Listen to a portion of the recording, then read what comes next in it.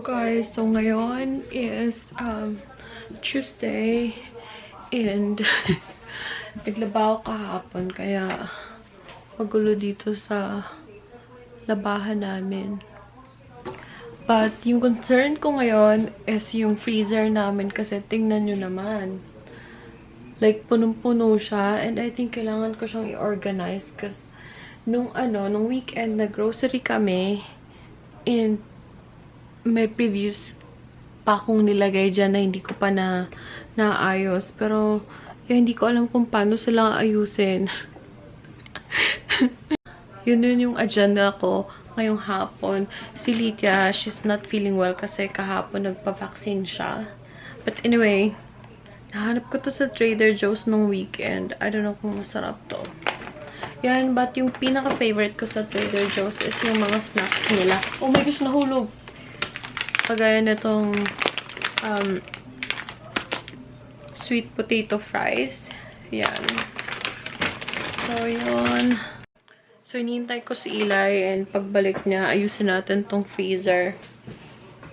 Tapos, ito namang aming refrigerator. Marami din ditong nakalagay. Hindi ko pa din siya naayos. Masarap nitong itong mga ganitong drinks sa H-Mart. Ito yung matcha tea. Meron din kaming nabili doon na itong mocha at chocolate latte. Ito naman kay Dan. So, ganon. Ito si Lydia. Ang gulo dito sa bahay. Kawawa man. Huwag ka lang magreklamo ha. Ito yung pagkain. Tapi yung another na favorite kong snacks dun sa Trader Joe's. Ano yung tawag nito? Inner peace. Ganyan. Or itong pinaka-favorite kong okra. Ayan. Pero na akong bukas. Ipakita ko sa inyo. Ganito yung tsura nitong okra. Ubus ko na nga siya. Ay, ubus na nga. Buksan natin itong isa. So, okra talaga siyang parang pinadry.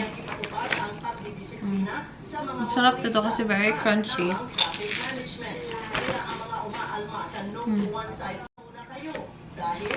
Pwede daw itong ilagay sa mga salads. Ganyan. Hello! Ngayon yan. You okay? So, ito, na-empty ko na yung pick it up, please. Na-empty ko na yung freezer.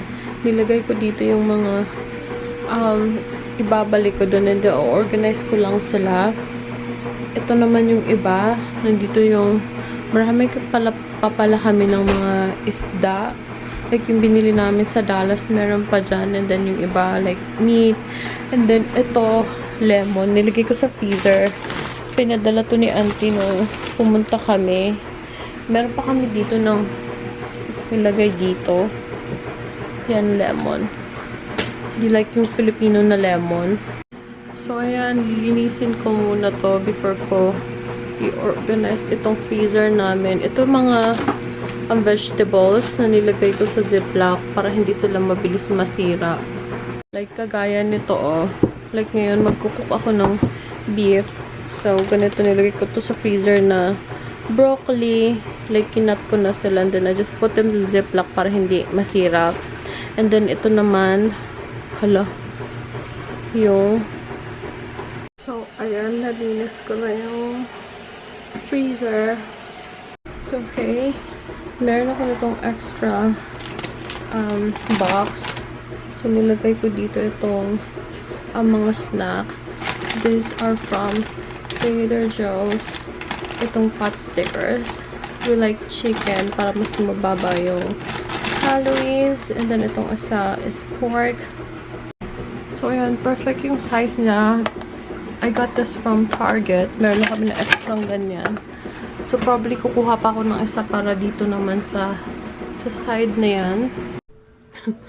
So, ito naman. Nilagay ko naman dito lahat ng fish. And then, shrimp. Para kaming shrimp dito. Ayan. And then, ito mackerel. Ito salmon. And then, ito catfish. And then, itong isa is pompano. So, ayan. Na-squeeze ko silang lahat dyan sa loob. Gusto kong nilalagay sila sa ziplock para pag may sobra, diretso na sila dyan sa lalagyanan. Pero pag after pa lang namin mag-grocery, nasa mga ganito lang silang brown paper. So, ito, nalinis ko na dyan sa side and ibabalik ko na lang yung mga tinaranggal kong nasa ziplock. So, buksan na natin yung freezer. Nalinis ko na siya. So, tingnan na, nawala na yung mga pinaglalagay ko dyan. And dito. And then, yung iba, tinapon ko na because marami kami minsan sayang na mga like, pagkain. Kasi, yeah, hindi ko naman nakukook lahat minsan. So, ayan, naayos ko na siya. So, kailangan ko pa siguro bumili ng, like, organizer dito. But I think okay naman siya, diba? So, yan. Ito, lagayanan to ng toy ni Eli. So, kinuha ko lang. But probably, I'm gonna get something like this. Para, like, uniform yung itsura nila dyan. So, yan. And then, dito naman, naayos ko na din. Well, like, inayos ko lang yung pagkakalagay maybe. Para magkameron ng extra space. This one is padala to sa amin ni Mama. Piccolo Express. And yan, sile. Tapos ito suman. Tinitipid ko kasi I like suman. And then ito from, galing yan sa bahay. Hindi ko pa nauubos. Ganyan. And then sabi ko nga nilalagay ko yung vegetables dito para hindi mabilis masira. And so, yun. Yun na yun. Yay! Nalinis ko na and na-organize. So, yun guys. Like, everyday, meron ako ng ginagawa. Kahit konti lang, kahit maliit lang na bagay. Kasi, para hindi overwhelming yung, you know, yung pag-ayos. Probably tomorrow, yung next naman is yung refrigerator namin. Kasi tingnan nyo naman, like, kailangan siyang ayusin. And kailangan linisin dito yung mga lagyanan ng mga vegetables. And dito, yeah, ganun. So, yun lang yung masashare ko sa inyo ngayon. And, let me know kung ano yung mga gusto pa ninyong topic dito sa channel na to. Kasi, I think nag-grow na tayo kahit like, konti lang. Like, slowly, nagdadami na tayong ganon. So, I'm excited na may nanonood nitong mga videos ko. Sige na, bye!